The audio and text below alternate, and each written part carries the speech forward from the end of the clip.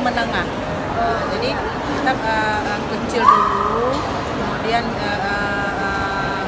kita industri kecil dulu, mikro dulu, kemudian kecil, kemudian menengah. Di sini bergabung. Jadi kita bisa menambah pengalaman dari yang udah berhasil. Mereka bergabung kepada kita yang masih berhasil. Kayak komunitas juga ya Kak? Ya.